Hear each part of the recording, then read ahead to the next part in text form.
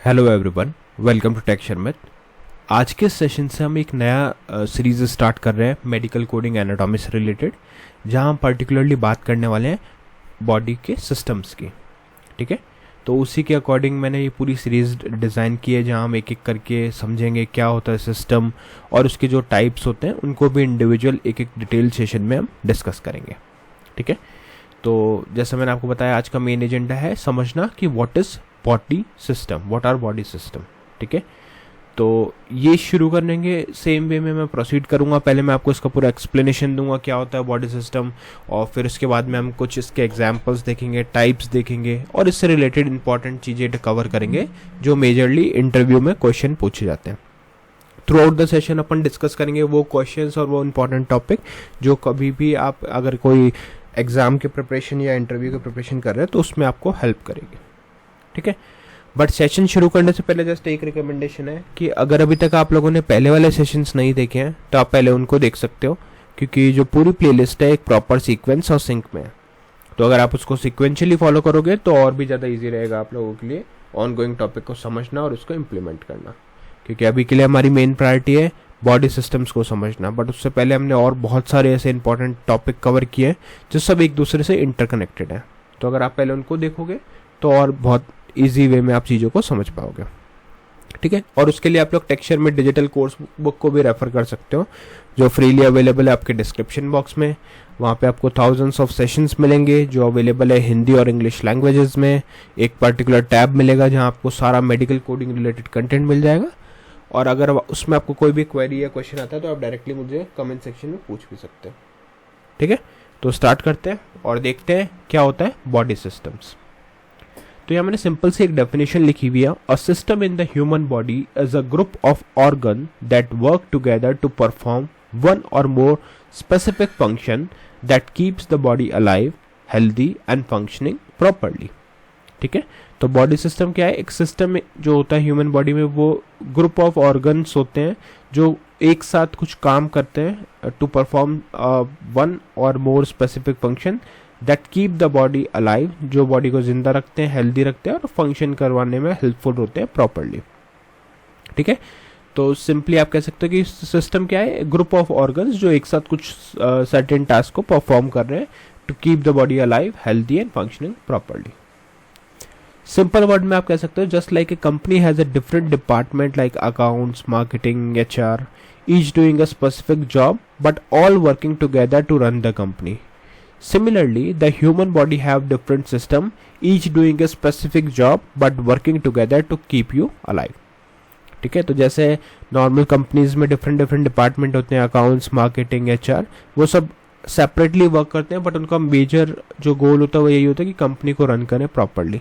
Similarly human body में भी जो सिस्टम्स होते हैं वो हर सिस्टम अपना एक डिफरेंट टास्क परफॉर्म करता है, बट ओवरऑल उसका पर्पस जो होता है वो यही होता है कि ह्यूमन बॉडी को अलाइव रखा जाए।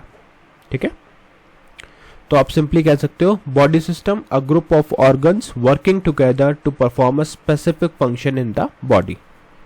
ठीक है, तो अगर आपसे कोई पूछता है what are body system, what is body system, तो आप सिंपली यही आंसर उसको करोगे। अब ये तो हमें क्लियर हो गया कि बॉडी सिस्टम क्या होता है, बट नेक्स्ट क्वेश्चन है कि why does the body need system, क्यों चाहिए बॉडी को सिस्टम।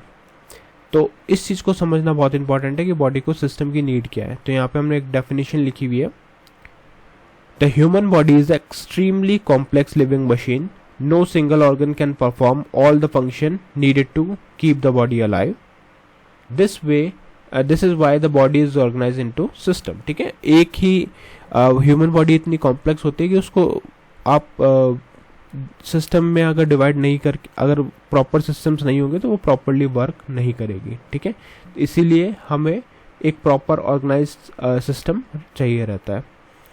अब उसके रीज़न क्या है? पहला है division of work, each system specialize in a specific function so it can perform that function efficiently. ठीक है, इससे क्या होगा कि अगर सिस्टम डिफरेंट उस डिविजन्स में होंगे तो हर सिस्टम एक स्पेशलाइज होगा स्पेसिफिक फंक्शन में so that it can perform efficiently. ठीक है, सेकेंड है coordination, system work together and communicate with each other to maintain overall body function. तो यहाँ पे एक प्रॉपर कम्युनिकेशन होता है सिस्टम्स के बीच में, इसीलिए भी बॉडी सिस्टम की नीड होती है कोऑर्डिनेशन के लिए। थर्ड है efficiency, specialize system perform their function far more efficiently than if one organ try to do everything. ठीक है, अगर एक ही ऑर्गन सब कुछ ट्राई करेगा तो प्रॉपर वर्क नहीं होगा, इसलिए एफिशिएंसी के लिए भी ह्यूमन बॉडी सिस्टम रिक्वायर्ड रहता है। Survival, yes, together all the system maintain the condition necessary for your life.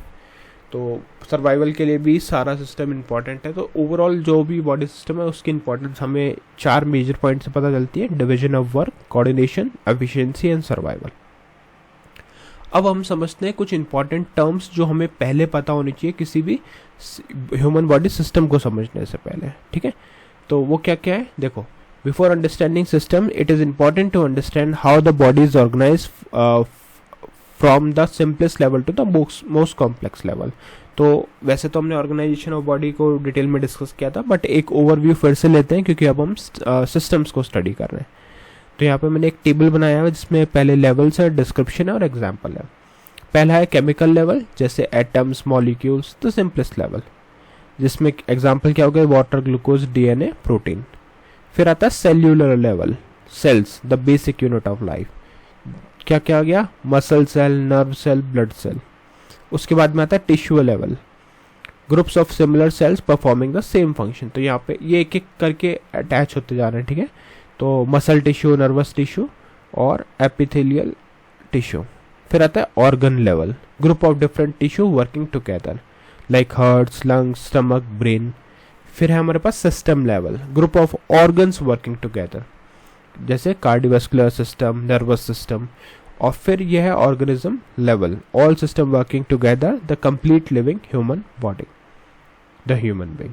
ठीक है, अब यहाँ पे से हमारे को समझ में क्या आया कि each level built upon the previous one, हर लेवल अपने से प्रीवियस लेवल से बनाए। Atoms makes molecules, molecules make cells, cell make tissue, tissue make organ, organ makes system and system makes the complete human body. ठीक है, तो ये एक आइडिया होना चाहिए कि कौन सी चीज, हर सेल, हर तरह का लेवल एक दूसरे से कनेक्टेड है और फिर एक ह्यूमन बॉडी बनती है जिसे हम कॉम्प्लेक्स सिस्टम बोलते हैं। ठीक है, अब बात आती है टिश्यूज की, क्योंकि टिश्यूज भी इंपॉर्टेंस रखते हैं। तो यहाँ पे लिखा है since tissues form a organ and organ form system it is important to know the 4 basic type of tissues. तो अगर आपको टिश्यूज का मालूम होगा तो आप इजीली आप चीज़ों को समझ पाओगे। तो टिश्यूज क्या होते हैं, पहला है epithelial tissue, it covers the line, body, surface, organs and cavities, forms glands. और फंक्शन क्या हो गया इसका, protection, secretion, absorption, filtration. Example क्या हो गया, skin surface, lining of the digestive tract, lining of the blood vessel. तो ये सब किस में आ गए, ये हमारे आ गए एपिथेलियल टिश्यूज में, जो कवर करता है lines and the surface of the organs, cavities और फॉर्म करता है ग्लैंड्स को। नेक्स्ट है connective tissue, it is the most abundant and widely distributed tissue in the body. It connects, support and binds other tissue together. तो इसका जैसा name है connective tissue, ये सबको कनेक्ट करके रखता है, बाइंड करके रखता है। फंक्शन क्या है इसका, सपोर्ट करना, प्रोटेक्शन करना, बाइंडिंग करना, स्टोरेज और ट्रांसपोर्टेशन। एग्जाम्पल क्या हो गया, bone, cartilage, fat, adipose tissue, blood, tendons, ligaments. तो ये सब चीज आती है कनेक्टिव टिश्यू के अंदर। तो 2 टिश्यूज हमने पढ़ लिए। थर्ड टिश्यू है muscle tissue, specialise for contraction, provide movement. तो मसल टिश्यू क्या करता है, मूवमेंट्स में मूवमेंट प्रोवाइड करता है। 3 टाइप्स कौन कौन से हैं, स्केलेटल मसल, स्मूथ मसल और कार्डियक मसल। स्केलेटल मसल में आ गया वॉलंटरी मूवमेंट, ठीक है, जो चीज अपने आप वॉलंटरी से हो। स्मूथ मसल में आ गया involuntary movements of organ. Cardiac muscle में आ गया हार्ट मसल। ठीक है, और फंक्शन इसका क्लियर है कि मूवमेंट, पोस्चर और हीट प्रोडक्शन में ये मसल टिश्यू यूज होता है। फोर्थ जो टिश्यू है वो है nervous tissue, specialise for communication, generate and transmit electric signals, found in the brain, spinal cord and nerves. Function क्या है, sensing stimuli, processing information, controlling body function. तो ये सब किस में आता है, ये आता है हमारे नर्वस टिश्यू के अंदर। ठीक है, तो 4 टाइप्स ऑफ टिश्यूज हमें क्लियर हो गए। अब हम देखते हैं कि सिस्टम ओवरऑल होते कितने हैं। ठीक है, अगर हम ओवरऑल बॉडी सिस्टम की बात करें, how many system does the human body have. The human body has 11 major organ system, each system has its own specific organ. ठीक है, हर सिस्टम का एक स्पेसिफिक ऑर्गन होगा।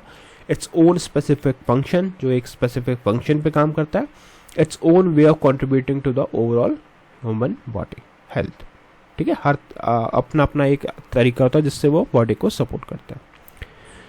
जस्ट ओवरव्यू यहाँ पे हम देखेंगे, फिर इंडिविजुअल इन सिस्टम्स को हमें स्टडी करना पड़ेगा डिटेल में, बट अभी के लिए जस्ट एक बार देख लें। जैसे इंटीग्यूमेंट्री सिस्टम, जिसमें की ऑर्गन क्या होता है, स्किन, हेयर, नेल्स। फंक्शन क्या होता है, protection, temperature regulation.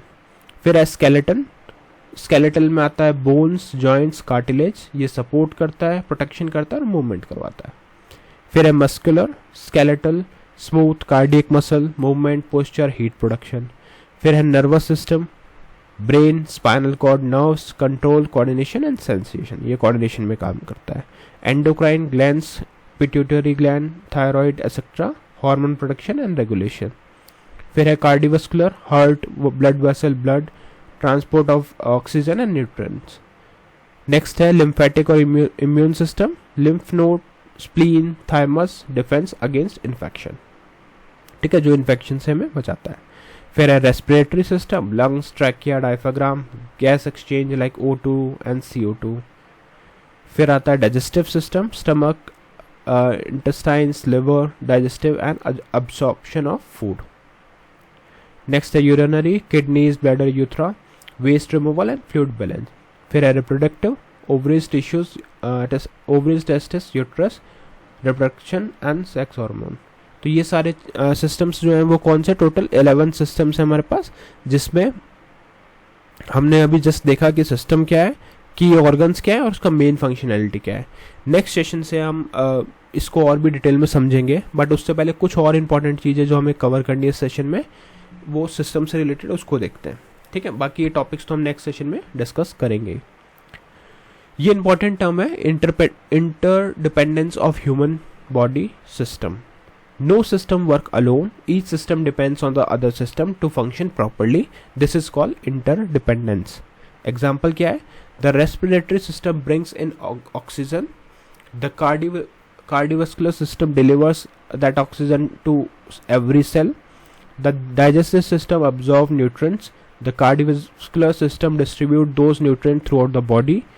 Then nervous system and endocrine system together control the and coordinate all the system together. Skeletal and muscular system work together to produce movement. The urinary system and respiratory system both help to maintain blood pH. The lymphatic system depends on the cardiovascular system for fluid balance. Okay, तो ये just हमने देखा कि कैसे एक दूसरे के ऊपर डिपेंडेंट है हर सिस्टम। तो if one system fail, it affects the other system. For example, if cardiovascular system fails, heart attack, every other system is affected because oxygen and nutrition can no longer be delivered to any organ. ठीक है, तो heart attack का main reason ये होता है कि कोई भी एक सिस्टम अगर बंद कर दे वर्क करना, जैसे कार्डियोवास्कुलर, तो उस सिचुएशन में सारे सिस्टम वर्क करना बंद कर देता है। तो ये हो गया interdependence of the body system. इसके अलावा जो नेक्स्ट इंपॉर्टेंट टॉपिक है वो है होमोस्टेसिस। होमोस्टेसिस क्या होता है? The goal of all body system. Homeostasis का मतलब है is the ability of the human body to maintain a stable internal environment despite constant changes in the external environment. ठीक है, एक्सटर्नल एनवायरनमेंट में चीज़ें चेंज होती हैं, बट होम्योस्टेसिस का एक ऐसी एबिलिटी होती है जो मेंटेन करता है इंटरनल एनवायरनमेंट को, कांस्टेंट रखता है, इवन बाहर चेंजेस होते हैं तो भी। All 11 body system work together with one ultimate goal to maintain the homeostasis. ठीक है, ये होम्योस्टेसिस को मेंटेन करने के लिए सारा सिस्टम वर्क करता है। Example, maintaining body temperature of 37 degree. ठीक है, तो 37 डिग्री टेम्परेचर मेंटेन करने का काम भी होम्योस्टेसिस कंडीशन में आता है।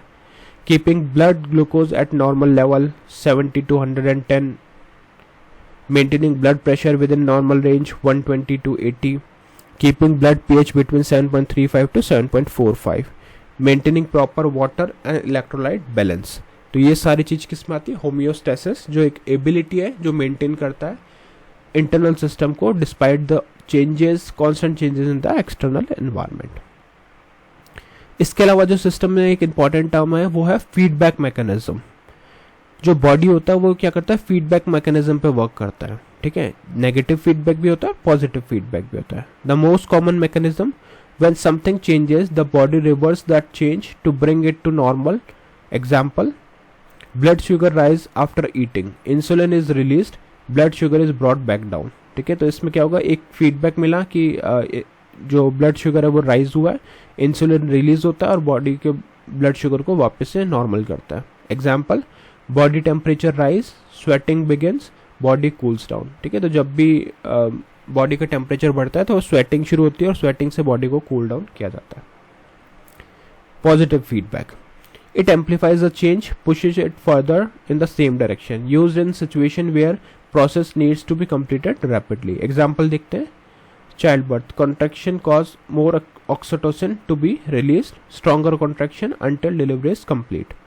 During blood clotting, clotting factor activate more clotting factors until the clot is formed.